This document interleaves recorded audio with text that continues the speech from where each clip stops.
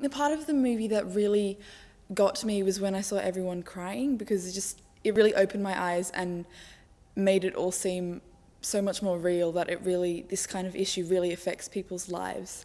And it's not just something that we see on TV, it's happening to people just like us, and it could easily happen to anyone. I think it's a really important movie for people to see that are either really pro-choice or really pro-life, because I think something that the movie does really well is it shows all the shades of grey.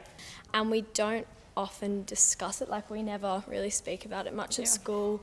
And if we do, it's more either pro-life or pro-choice, and we never see the combination of the two. You kind of get told about contraceptives and how to prevent it, but you don't really get told the options if someone does get pregnant, and I think it made abortion kind of more of a topic and gave you more of an insight into what it was about. I think this film, it had that dramatic element for an audience to enjoy, but also provided that factual and really interesting, and the doctors and professional sort of opinions and arguments for and against, and I think that was a different light. Obviously it's a lot more relevant to younger audiences, because that's often when you fall pregnant and you don't want to keep the baby, but I think it's important for older generations as well, who have gone through a lot of years of debate and see, a new fresh view on something that maybe they didn't think about when they were that age.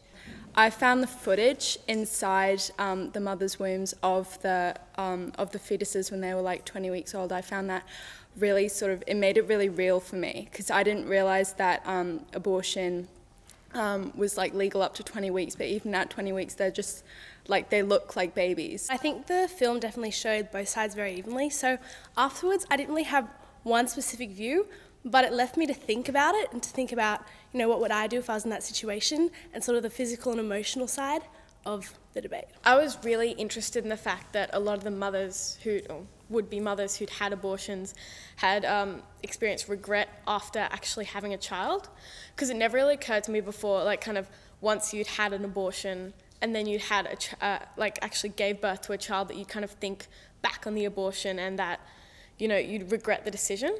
It's important for boys to see it so they can realise the consequences of having unprotected sex and having to deal with the reality of that. We say, oh no, I won't get pregnant, but in reality it happens, and it's something you do have to face and deal with and not pretend that it's not going to happen. So I think girls need to be, take it more seriously at times, and I think this movie really does make you think about the issue.